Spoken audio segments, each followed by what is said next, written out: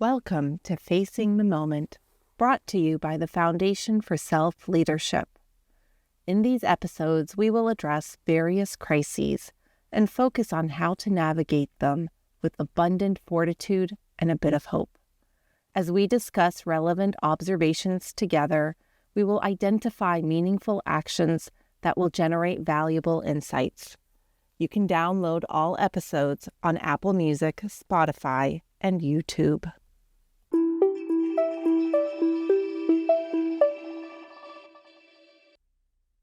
I welcome our listeners to this new episode of Facing the Moment. In this episode, we will try to navigate a terrain which all of us had to confront at some point, whether in the workplace or the household, in our community gatherings or political town halls, or simply by watching, wrestling with, and fending off the world outside. I'm referring here to conflict, especially the grueling sort, entrenched or overwhelming, the multi-headed monster. In fact, conflicts abound, whether with another person or group, or just within our own mind, for that matter.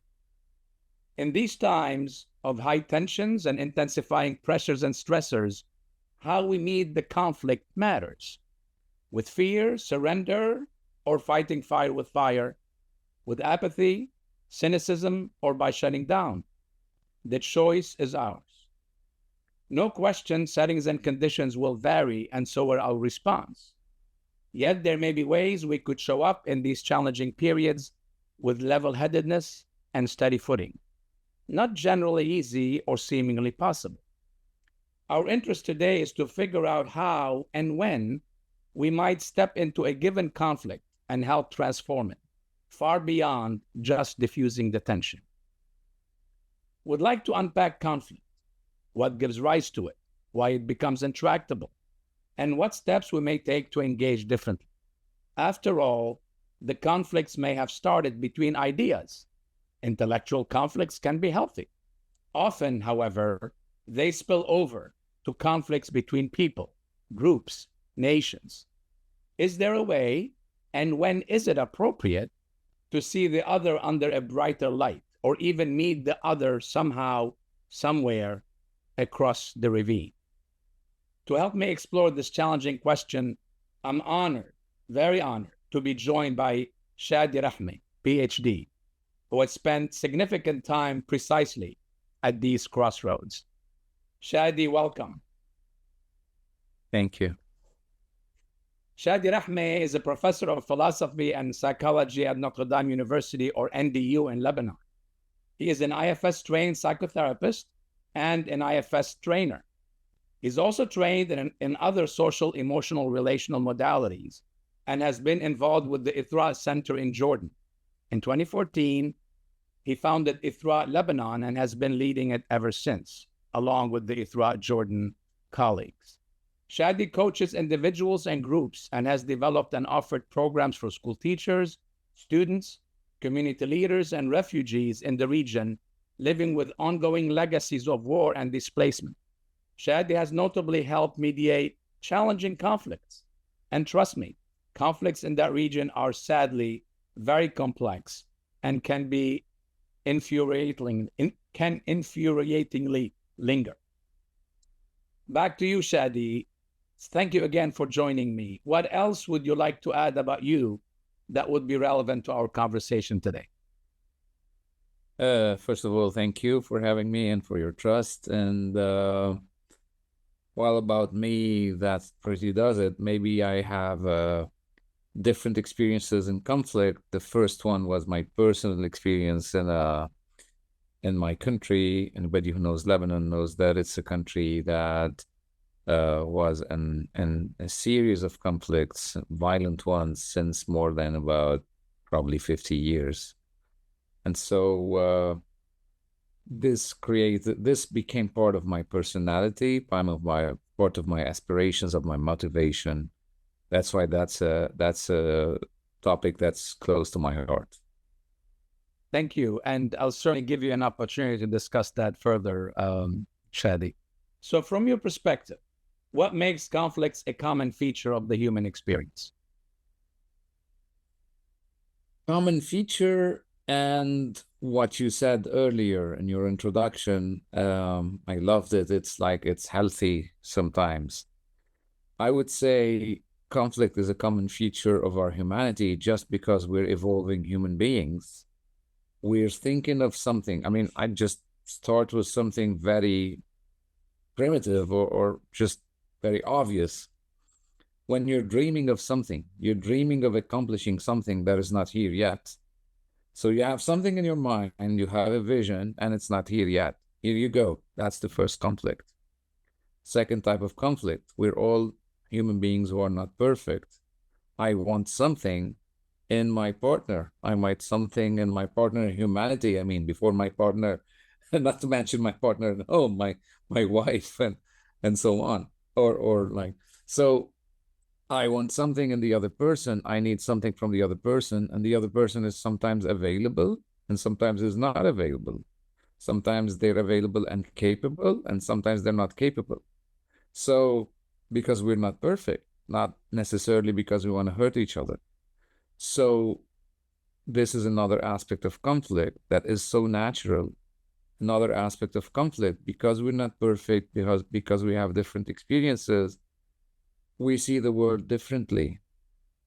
And so we might not always see eye to eye. That's a great source of richness, but at the same time, it could also be a source of conflict because we want to do the things the way we know how to do them. And so it triggers reactions in others. I don't want to jump ahead of what we would say about the role of fear and conflict and all this. But what I'm saying so far is that all these experiences it could be everyday experiences, life experiences for every human being. They are situations and sources of conflict. And this makes conflict natural, not to mention sometimes necessary for us to really evolve and for us to reach a situation where we're building our world and our relationships around us. Yeah, thank you. Thank you for this overview. It's very helpful. So when you think of a grueling conflict, what comes to mind, Shadi? Whether physically, emotionally, or even spiritually, what does that mean to you, a grueling conflict? A grueling conflict is a conflict that might seem impossible to solve sometimes. That's what makes it very difficult. I can think of, like, in my personal experience, diversity was a grueling conflict because, like, in our country, different groups wanted everyone to be like them. And so it became actually an impossible dream that created continuous conflict. I think if I say a grueling conflict, like you named it, whether spiritual, physical, or psychological / mental, emotional, I would say it's the conflict where the person would be clinging to an idea and refusing to let it go. And this way, whether internally or externally with others or between groups or between me and myself and my own system and my own parts, like we say in IFS. So the conflict will be really difficult to solve because somewhere I'm really refusing to consider something else other than the place where I am.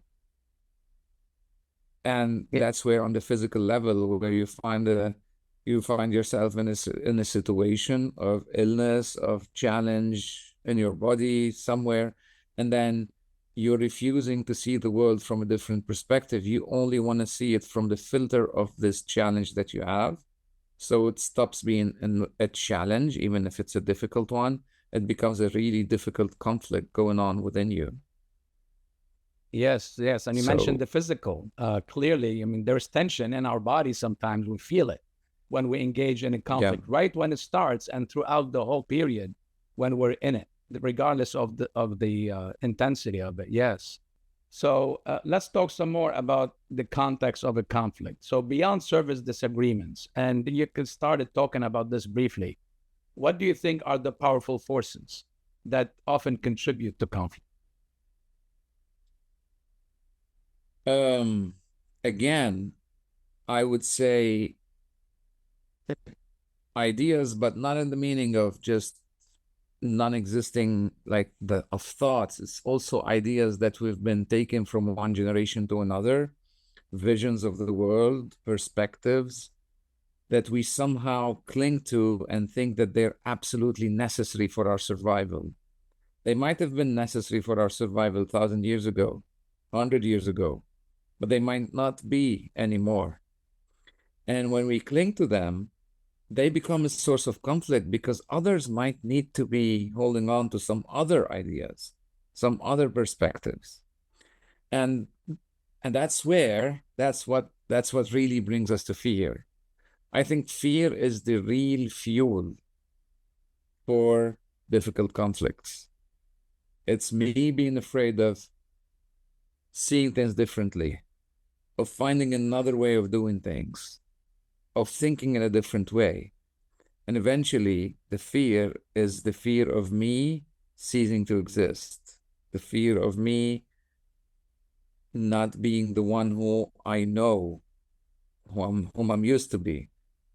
And that fear is, the fear of loss of identity, or the fear of loss of relationship with others, with my own people, with my own family, with my own legacy. That's what makes really conflict become clearer, and I mean not clearer, more eminent, more present, and much more difficult to handle. So that's, in my opinion, the main type of conflicts that become very difficult to abort, to go by, to work with. Yes, thank you. Let's delve a bit deeper into this. I mean, you didn't mention dignity, but it's there in the mix with identity and fear and indignation. And you mentioned culture, maybe without calling it such. We are elements of our culture, right? We are raised in a given culture, family culture, religious culture, national culture. And it becomes us sometimes, and we take it for granted. We assume that its rules, its values, its norms are the right ones, if there is such a right and a wrong distinction. And it becomes the lens through which we see the whole world, like you said. There is a fear of losing all the things you mentioned. And there's a fear of losing our sense of belonging, which we've grown up with, which we've been exposed to, right? Some people reject that, from the get-go. They have that ability to separate, right? Differentiate, as they use in psychology, from that cultural setting. Others are stuck. And the majority of people are stuck in that culture, and they believe that's the only way they can live their life and express the values.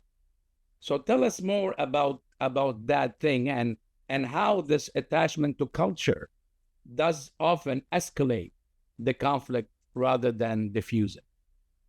Yeah. First of all, I'd like to say that attachment to culture is a natural thing in our being. We are relational beings. We are parts of a society. We live inside a group. We grow in relationships. We learn everything, practically. Walk, talk, smile, eat in relationships. We are the product of a relationship. And so it's very normal to be attached to the group where you are. And actually, some people who find it very easy to just distance themselves from the group where they are might also be having this attachment problem, because they might be having the problem in the opposite way. They might be spending their life fighting to be outside of their culture. And so they wouldn't solve the problem. It's still the same energy, it's just being deployed in a different way. And maybe I said the term problem, but being attached to culture is not the problem itself. The real problem is thinking at one point that the culture where you belong, the family, the group, even the couple, and sometimes eventually you as a system. So the problem is when you think that this says it all. So being a cultural human being, being a social human being, this is being human. This is definition of us. And yet there is something wrong with the term definition because it comes with finiteness. The root is finite. So define something, put it in finite borders. And we're not like that as humans. So believing that your culture, your environment, your religion, your country, yourself, believing that you in this system, your system says it all, is the real problem, is the real difficulty in the conflict. Because otherwise, seeing others who are different from you would become an invitation for you to go beyond, to go and be more, to expand, to grow. And we have this dream of growing. And that's why we go back to fear. We have this dream of growing. It's as if we're all these worms who get transformed into butterflies. The caterpillars. The caterpillar. Yeah. So we're all these caterpillars, and we have this crisis.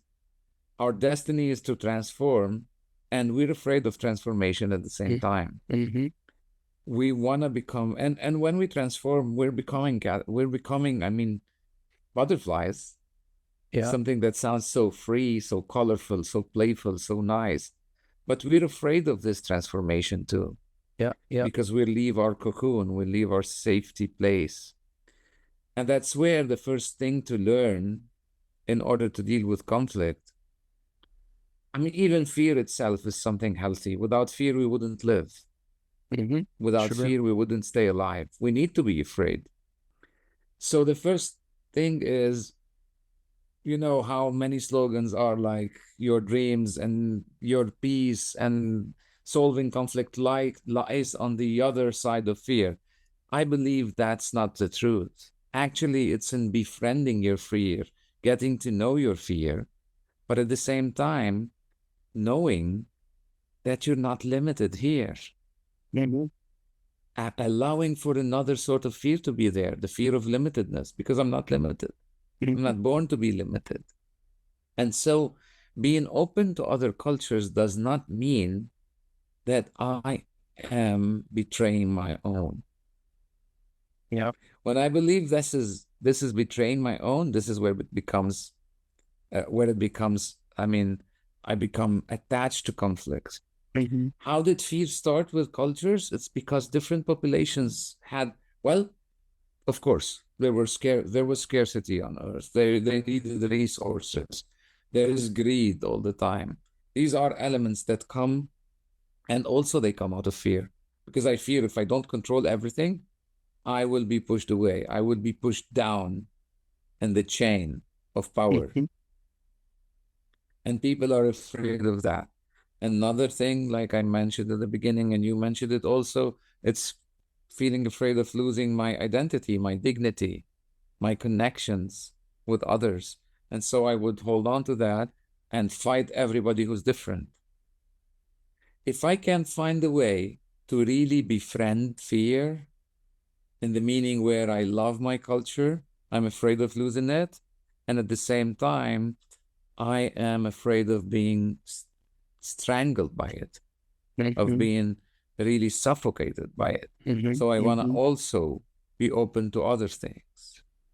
When I really remember that the place where I belong is a container, and the container is very important. It protects the plant when it's growing. And even if you want to think of a flame of a candle, the container protects the candle from the wind. But eventually the light is leaving the container. The light is outside. Others. The plant is exactly. And the plant is growing and showing the beauty outside of the container. the container becomes the basis of the plant, but it's showing outside and it's spreading the leaves outside. And there's a meeting between all the plants, like all the trees, etc. So they're not limited to the container. Right. Yeah. The Like you fear said. of us. Yeah. Yeah. Please So the thought. fear of us being completely like disappearing because of expansion is what makes us resist expansion. And so we resist really opening up to others, being open to other to cultures. And so because we resist, and mutual resistance from both sides, it creates a conflict that keeps on escalating. Yeah, this was beautifully said. You shared a lot of insights in that little response of Shadi. That is very inspiring and very challenging at the same time. In many ways, we get stuck, like you said, sometimes on one extreme, at other times on the other extreme, because, like you said, we feel the culture has all the answers. And we choose different containers. There's the religious container, there's the academic or professional container, there is the family container, there's the national container, and sometimes they're at odds with each other. And every one of these perspectives is limited. And we need all of them together. And in each of these segments, there are other containers that might be, more hospitable, more robust, that we might want to consider. At the end of the day, what I'm hearing you say, it's we have a choice, right? We have a choice to make as adults, as humans, given the power to choose, given the ability to rationalize, to experience things emotionally in certain ways, to compare, to contrast, to find out our own path, right? And in some cultures, that's a very difficult thing to do, because we are, by default, and I heard what you described, how you described definition and how limiting it is. By default, in some cultures, we are so attached. So we have to figure out a way to break that attachment, or maybe broaden it, so that we don't completely lose it, but remain open-minded and open-hearted to be able to accept another culture. It's something that immigrants to other countries experience, right? Because you have to leave one culture behind and take something else. And often you create your own culture that borrows from both places. And that's a very interesting way to look at it, how you define fear and how you are encouraging us to embrace it, right? To go through it, to be able to light up that candle and share our light in our own circles. So let's talk about large sea conflicts, if you don't mind. In your work with refugees and communities affected by war, and it is the case that often the majority of those affected are not party to the conflict directly. Rather, they're victimized by it. So it's not that they choose to be in it, that now they're basically, it's imposed upon them, right? They were wrestling with it. How does trauma affect how these folks respond to the conflicts around them, from your experience? Yeah, it's very accurate that you mentioned that these often are not part of the conflict. They're the scapegoats in the conflict, actually, because whenever you have two parties that are really, where the conflict really escalates, they become completely polarized. The more they get polarized, the more they need a scapegoat. And the scapegoat would be the weaker element in the society. So you find them both not caring about the people, or even fighting, or even persecuting the people who are saying, but we don't want to take sides. They're afraid of the people who don't want to take sides. Now, I'm saying this as an introduction, but eventually, of course, I want to answer your question. So when they're scapegoats, what happens is that they hold in them all the atrocity and the intensity of the conflict, though they have nothing to do with it. or at least they don't want to have anything to do with it. So they hold it in them. And the experience they live, I mean, trauma is not just the thing you go through. They might have gone through shooting around them, being thrown out of their houses, being abused, all these things. And these are awful things, of course. But this is not the trauma itself. The trauma is the meaning they made of themselves and of their lives and of their systems because of this experience. And this remains with them even when they leave the violent places they left. And that's why trauma lives in them. And so you find them sometimes repeating the conflict. That's why it's not unusual to find refugees who are fighting each other amongst each other, sometimes, unfortunately, in a violent way, but sometimes just with aggressive language. And they become polarized themselves, each group supporting one of the groups that caused them actually to be outside of their countries. You find them getting polarized more because actually this comes in continuity. They want to keep connected to the place they left. They want to keep connected to their people. And because the experience was so powerful, the only way they keep connected is through identifying with one of the opposing sides. You find this easily between, like, I would mention Lebanon. You find this easily between different Lebanese people who left the country, and then they might be meeting and loving each other outside of the country, but sometimes they get really polarized with or against some political groups or religious groups or whatever. Same thing would happen all around the world. Same thing happened with the Syrian refugees we worked with the Palestinian refugees we worked with in Lebanon. And actually, you find that this is something really universal. And sometimes because they hold with them the things that make them still want to belong to their countries, they become a threat to the country where they move. And that doesn't have to be simply like the case of Syrian refugees in Lebanon. You can find it, I would say, I don't want to really oversimplify things, but I would say that's an aspect of the conflict between those who support immigrants in the United States and those who are completely against immigrants in the United States. There's really a fear around not just economics, not just politics, though I would say political is englobing all these things, but I would say it's also cultural. Are you bringing something that might risk me disappearing?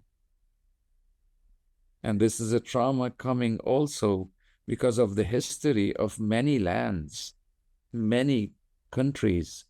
You would find wars, you would find invasions that stopped others, and then that sometimes even abolished other cultures. And so you would still live, but you're still in a fear, and then another culture comes in, and so you would say, I would be abolished now too. It's like so deep in us that the word reminds us of the word nerve, because it's like deep inside of us. Yes. And that's not our nature, but this was one of our coping mechanisms against anything that makes us feel afraid in nature. It took us a long time to befriend nature as humans. And well, so we still yes, haven't. we do have many haven't, we still haven't, unfortunately. Actually, I was about to say the primitive ones were more friends to nature than we are, but still they were afraid of it. Some of them respected it. The ancient wisdom teaches us to respect nature, yet the ancient practices were afraid of nature, not respecting nature. So there's always this tension between the wisdom of our human history and, of course, the practice that wasn't always perfect. Yep. Yep. Well, humility is a good trait, isn't it? As we face each other, as we face nature, as we face all sorts of challenges in life. What you shared is That's the very most. complex. It's very complex, Shadi, and yet you've worked with these individuals, with these refugees and groups who have been caught, perhaps inadvertently, in a large conflict of war or violence, and you've helped them continue to move forward persistently and hold on to their hope. And I know you continue to do that. I know our survival instinct kicks in and we either adjust and rise up or shut down. How have you helped them? How do you continue to support them? Give us a sense of how that experience goes for you and perhaps for them. Well, thank you, Toufic, because I have both a background in philosophy, in both philosophy and psychology, and I was just realizing, oh, I'm going too philosophical in that. So this brings me back to the Yes, yes. actually the experience of conflict and the results of conflicts. I just want to say one thing, and it will go directly into the experience. You mentioned one of the keys to approach conflict and to really heal people from trauma resulting from violent conflicts. It's humility. Being open to the fact that you don't know it all and that you might be really ignorant in many things more than you are a wise person in others.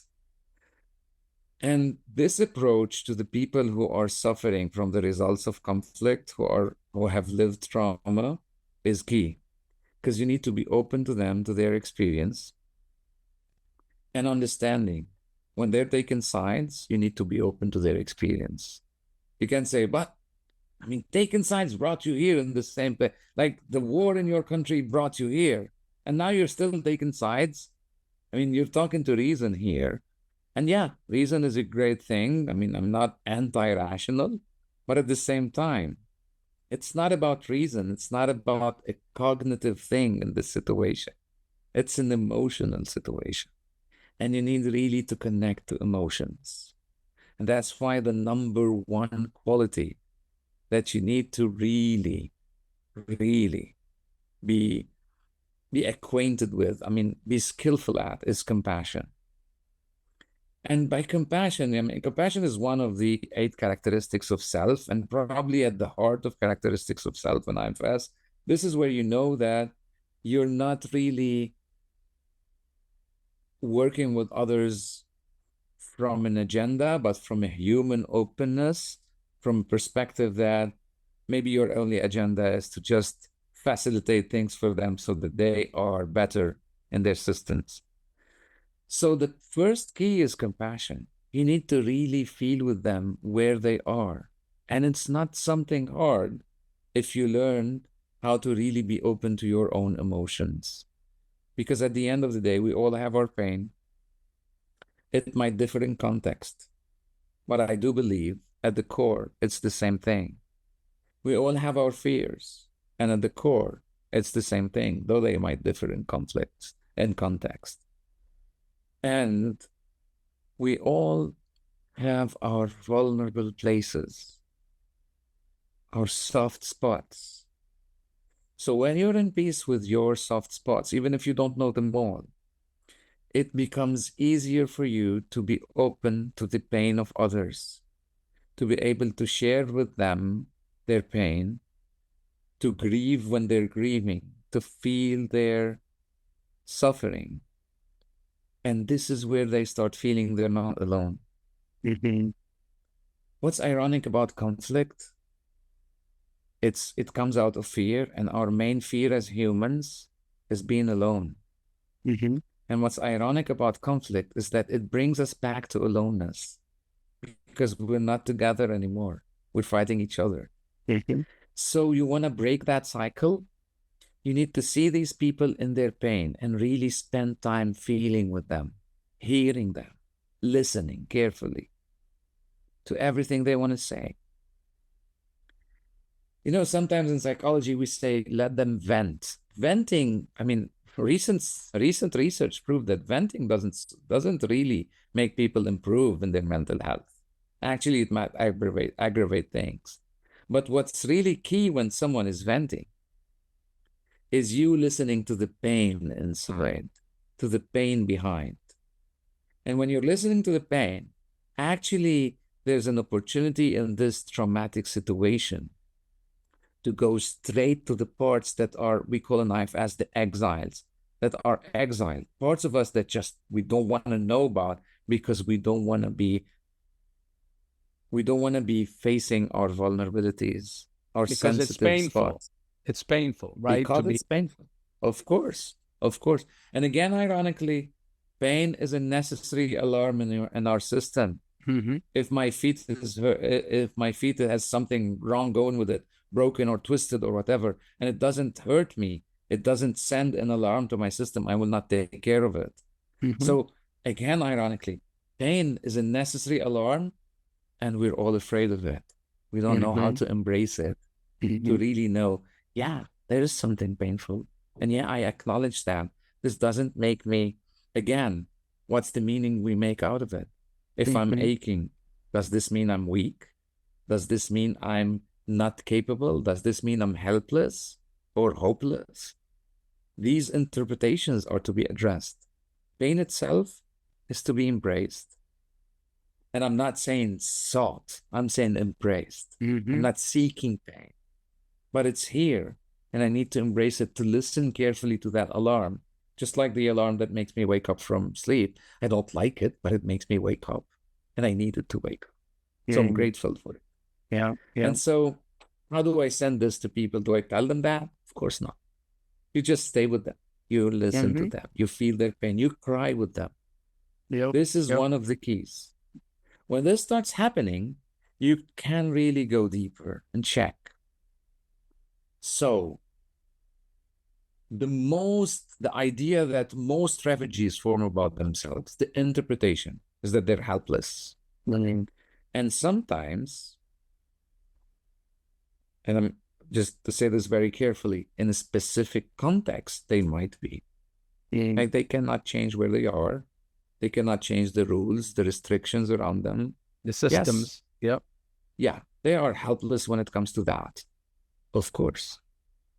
But they're not helpless in everything. I've seen mothers, we worked with refugee mothers, and I've seen them feeling helpless, and so as if they're just surrendering, or not even surrendering. They're really stopping. They're believing they have nothing to give, and so they're not raising their kids anymore. Just letting them do whatever they want, or being very violent with them when it hurts, when it's tough on them. And in both cases, they're not really being with their kids. Sure. They're not really being the caring mothers for their family.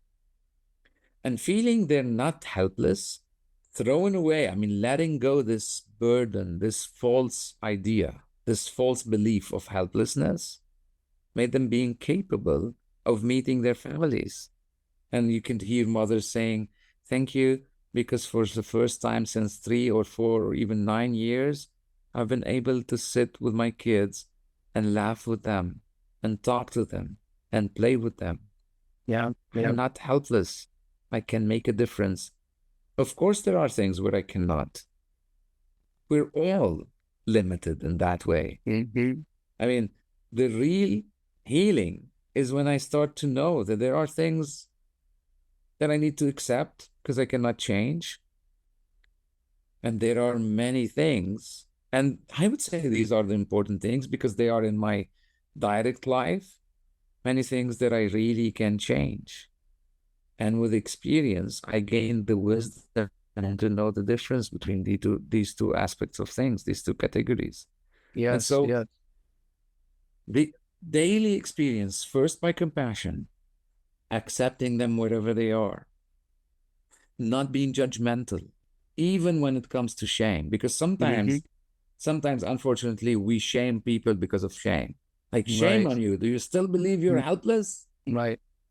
We I make do things believe I'm worse, right? helpless. I need some... Exactly. I don't need anyone to shame me because of my shame. I need someone to embrace me with my shame. And to let me know, like, you are loved. And you know what? You might be For you, for me, I will love you even if you keep holding that shame for the rest of your life. I will love you. But for you, it would be much really easier for you without that burden of shame. You don't need it. Yeah. And so, and it only happens in experience, spending time with them, laughing with them, crying with them, and helping them on the small relational level, making a difference within their families, their friends, their environment, and really nurturing. Though I believe hope is natural inside of us, we wouldn't live without it.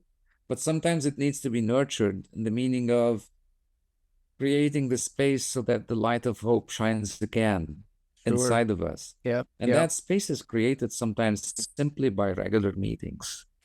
Meaning there's someone that I can see, someone that there's a mother that once came to a meeting. Of course, I was helping in that. I mean, mostly mothers in our team were helping them, mothers helping mothers. But I do remember one time it got us all into tears. She said, we used to meet in a center, and she said, today was a holiday. I knew there was no meeting, but I still came, looked at the place, and felt this is my happy place. This is the place where I can really find hope. I spent 10, 15 minutes in front of the center, and I came back home. Beautiful. And I was energized. Beautiful. Yeah. You feel like this is an example of what community does and what hope is. Because, again, how do you help these people? Community life. Sharing. Of course, with the keys of compassion and of acceptance, I would say. Yes. Thank you, Shadi. First, thank you for the work you're doing with these communities and the lives you've touched as a result of that, helping them shift perspective. Because at the end of the day, it's shifting that perspective and looking at the situation from completely different vantage point, which is very hard to do when you're in a prison of sort with one little peephole. What you've done is you've torn down some walls so that more light comes in and they can see the tree from a different angle. And they can see themselves by holding a mirror to them in a different way. You mentioned compassion for self and others. You've mentioned connection and community. These are very, very important messages for me and for our listeners to take to heart, and how we're able to get there and shift our view about whether we're helpless or not and when we're helpless or not. And remember that we have the power of choice, choosing our attitude, choosing to embrace the pain, choosing to give the other person the benefit of the doubt, at least be open to understanding that other perspective, remembering that we're limited in scope and humbled by how little we know about ourselves and others. That's very, very helpful. I'd like to switch the group you work with to those not innocent bystanders dealing with the drama and tragedy of war imposed upon them by those who've chosen, maybe for good reasons, I cannot judge that, but for reasons of their own, to be part of the conflict, to pick up the weapon, to embrace violence and aggression. Tell us about your efforts with them, because you've done that in the past and you might be doing it currently. What does it take for them to see the reality as someone else sees it, as the refugee sees it, as the one being bombarded sees it, as the one running with their families to the shelter and hiding, from the ravages of war sees it? And what does it take for them to turn the page? I don't know. Is it ever possible? It is possible, and you need to know where you are meeting these people. It is possible. Actually, sometimes I feel it's an act of faith. I see nothing possible in front of me, but I still believe that we are, at core, we're good people. In IFS, we say all parts are welcome because all parts have good intentions, but not necessarily all behaviors are welcome. You might have the best intentions in the world, but your behavior is not good. And that happens when you have these conflictual parties who are, like you said, not innocently, they're not the victims in this case. They're the ones really fighting each other. And each would say, I'm the victim in here, I'm just defending myself. But eventually, you might commit genocides while you're trying to say, I'm defending myself. You might really commit all sorts of atrocities where you're saying, I'm defending myself. Are you really defending yourself? I do believe you. That's the hard thing. I do really believe you. But is it the way to defend yourself? I don't believe so. So, going backwards a little bit, working with groups that are really in conflict at the moment, you really need to be careful. And there are lots of values, unfortunately, that you cannot speak of. For example, I learned that if you're in people who are in a very lively, violent conflict, the word peace might become difficult for them to hear, even the word. So if you come as a peacemaker, well, you will not be accepted at all. At the contrary, you will be rejected because you will be a threat. You will be a threat to the people that are. You will be a threat to the people that think that this is the way they defend themselves. Right. So, and, just to interrupt for a moment, I would say that, I was a big proponent of the term peace. I don't use it any longer. And if I use it, I always connect it with the word justice. But regardless, the question that comes to me when someone mentions peace, I want to say on whose terms? Is it the vanquisher or the vanquished? Is it the oppressor or the oppressed? So it's a very loaded term because people see in it whatever they want to see in it. Didn't mean to interrupt, but I wanted to interject that thought. No, this is not an interruption. On the contrary, this is very important because the real peace comes from within, and this is not poetry. When you're in peace on the inside, you would really understand what peace on the outside is, even without knowing how to explain it. But in a lively conflict, you're talking to people who are not in peace on the inside. So where to go? Because you're working with human beings, and they're fragile. And as much as they seem very violent and very strong, they are still fragile. That's why the main key is, I do remember a very nice saying by therapist David Ferguson, who used to say, you don't know me until you know my pain. And again, what's the key? Compassion. How do I work with these people? I used to. Sometimes I take a break. Sometimes I go more. Like recently, we've done a very nice program in Lebanon for a group of 25, 30 people, half of them Muslims, half of them Christians.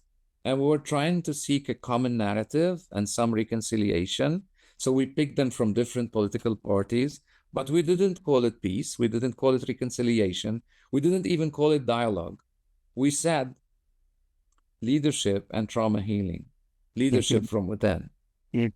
And so when we worked on the trauma, when we worked on their pain, they managed, even amongst this large group, in small groups, to hear each other's pain, not necessarily all related to the war, and to work with each other and to see us as therapists in charge of the small groups, offering compassion, and sometimes offering our own examples, our own experience as an example, our own pain, because we don't come from abroad.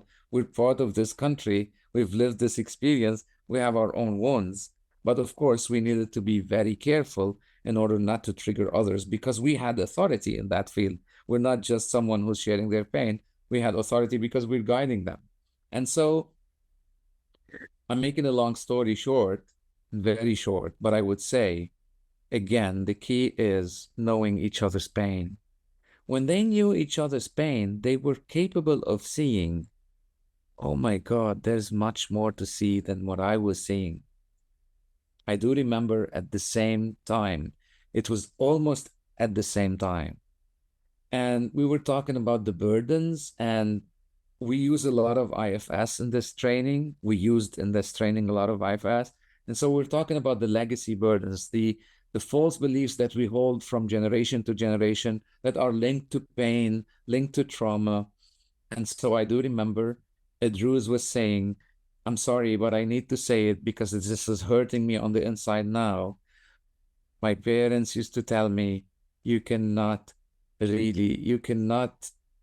trust or share life with a Christian. And at the same time, really, it wasn't like answering her. It was almost at the same time. I had to say, you start first, you start first. And then another Christian lady was saying, I really have it inside of me, the idea that you can never trust a Druze. The Druze are like a specific sectarian group in Islam. Yeah. And they looked at each other. I felt like by the looks I felt them saying, we know that's not true. And then they went into sort of ritual where they really got rid of, they let go these false beliefs. And most of them, you know what they invited? They invited clarity back. They invited confidence back, because now they were confident. And of course, they had experienced compassion a lot because they heard each other's pain, each other's stories. And the thing is, in this training, without planning of it, without planning directly to do it, but because of the way this was going through your family life, your environment, everything, it had minimum venting when it comes to somebody throwing the blame on another political party or another religion, even the ones that were not with us. It had minimum venting. What it had more was expressing my own pain, my own experience, and feeling compassionate with others, and allowing others to feel compassion with me, to show me compassion. Yep. I do believe that's a very long and hard way. I'm not just saying poetry in here, but I do believe so far this is the only way. Yep. When you have political parties who are fighting each other, the only way is to start initiating them to the meaning of compassion, to the experience of compassion. Yeah. Even if it's amongst themselves first, and then bringing them together and see how things go, and really have them embrace the fact that others are not the evil ones. Mm-hmm. And of course, this goes with humility too. Sometimes they will learn it along the way. You don't teach it like a lesson, like a class, but you teach it through experience and actually through modeling humility. Sure. Many times when people are in pain, they would really attack you as a therapist. You need to know when to apologize if you were not sensitive to some pain they had. Sure. Yep. You really need to know to be humble and say, I'm sorry, I didn't know, and I'm ready to repair. And when you live that, something in them is healing. They're believing, oh, I showed what I believe to be the worst part of me, and I'm still loved. Maybe I can love myself again, and maybe I can love them the way they're loving me. Mm-hmm. Again, well, thank you. Yeah, easier thank you for said than done, but feasible, not impossible. Feasible, and what you're saying is it's necessary. We cannot stop.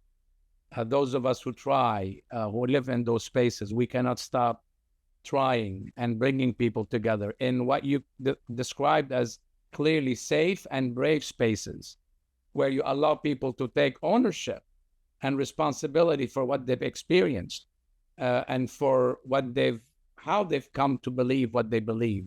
It took courage for that Druze woman and that Christian woman to express their opinions. And it takes courage for a militia person to come and say, you know what?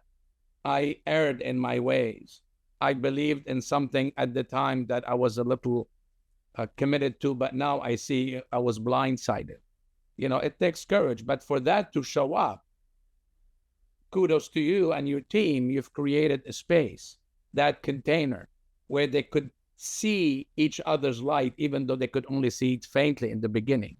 But then they started realizing that it resonated with their own.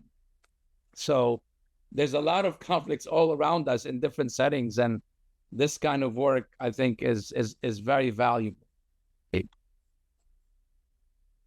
So, Shadi, aside from our shared interest, yours and mine, in fostering self-awareness, resilience, healing, and well-being, which evoke a sense of meaningful engagement in our world and good feelings of fulfillment, sadly, you and I share a somewhat similar story. We both lived through a civil war. In my case, my teenage years in Beirut were consumed by it. In yours, probably from a younger age and for much longer.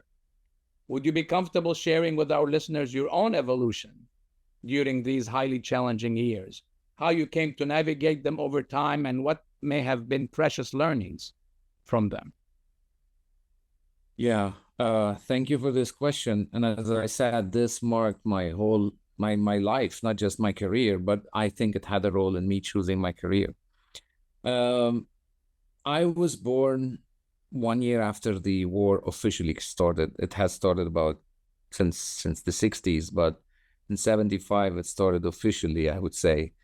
And I was born 1 year after, and I always, like, there were lots of times in my life where I was in direct proximity with the clashes, and like fear of death, of being wounded, seeing people around us being wounded, explosions, everything. And for a long period of time, like we do, fear and anger are twins. They're two sides of the same coin. So I would have all sorts of fear and all sorts of anger against who? Against the other, who is different.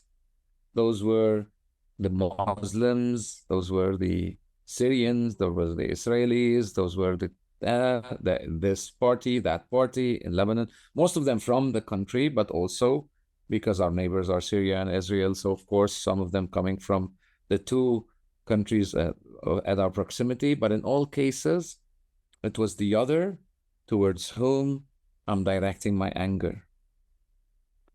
And this was really something very painful. It was eating me from the inside, but I didn't know.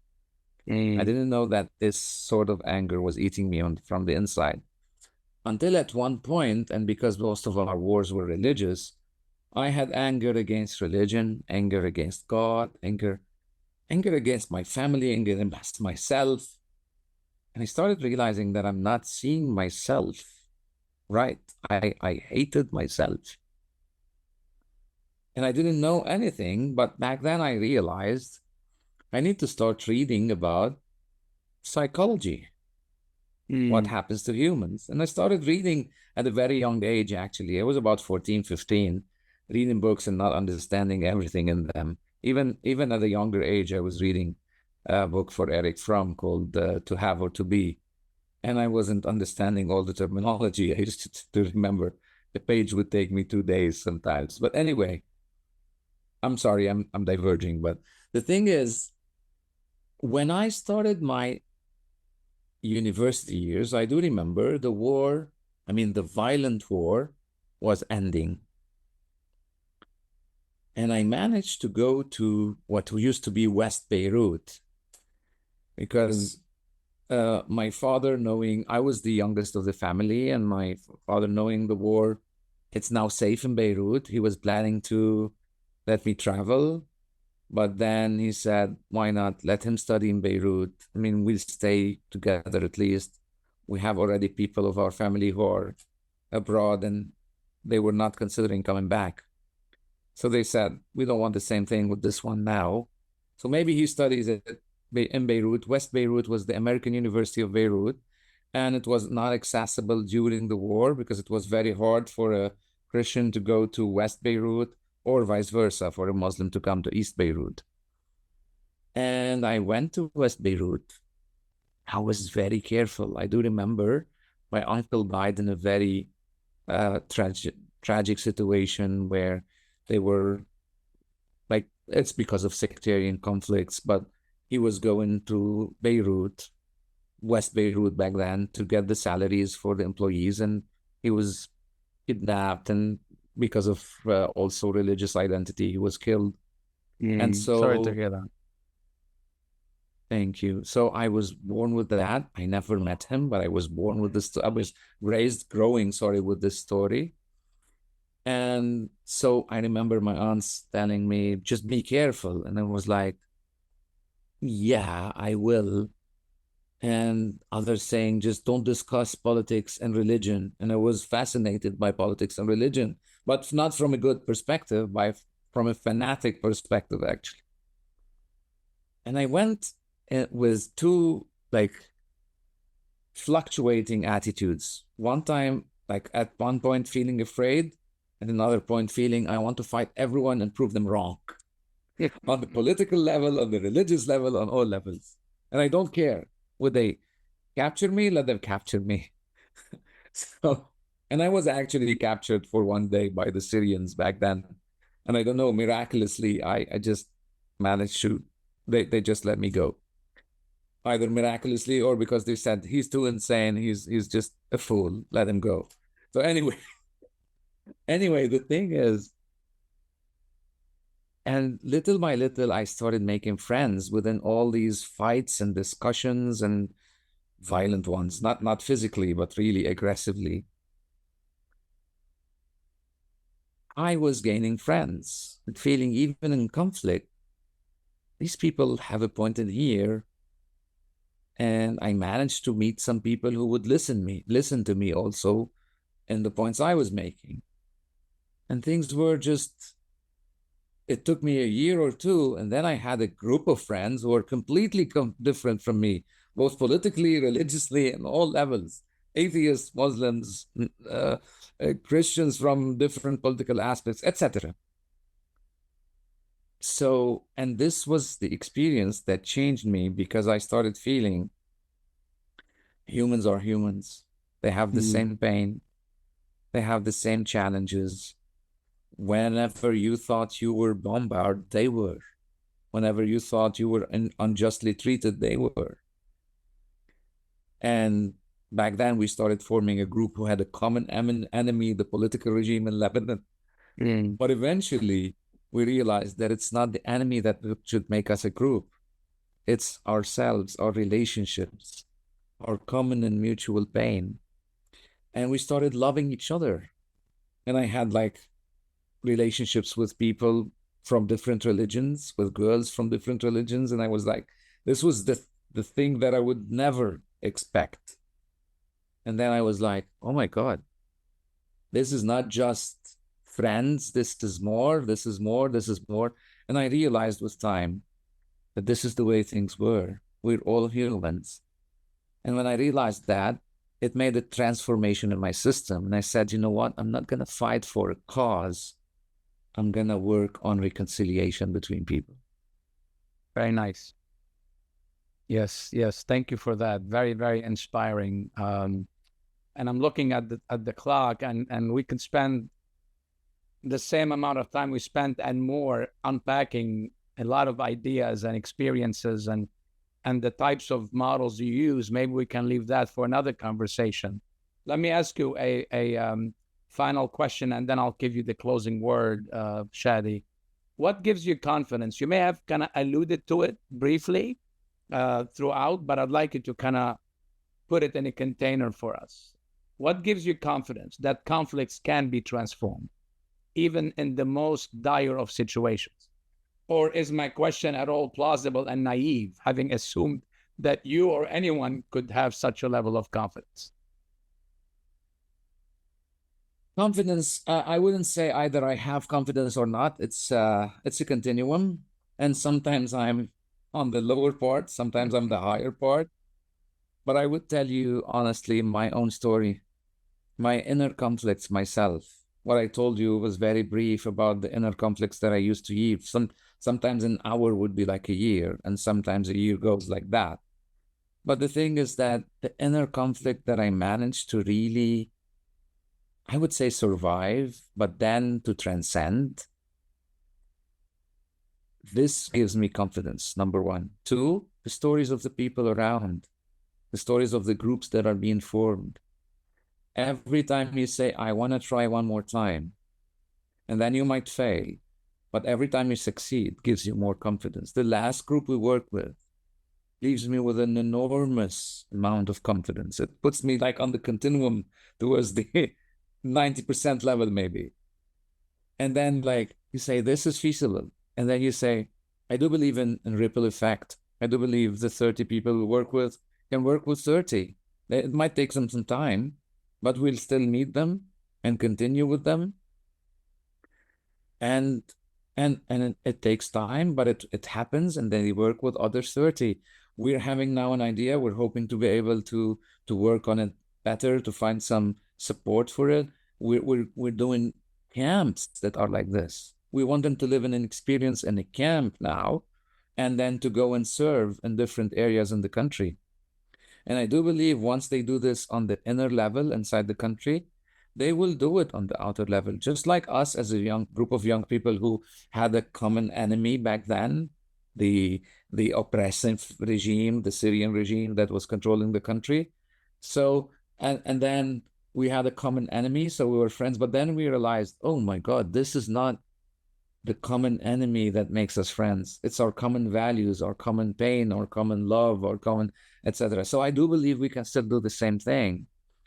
And that's what makes me confident and what keeps me going. Will it work every time? I'm positive that it won't, unfortunately. But it can work. And wherever it works, it's worth trying.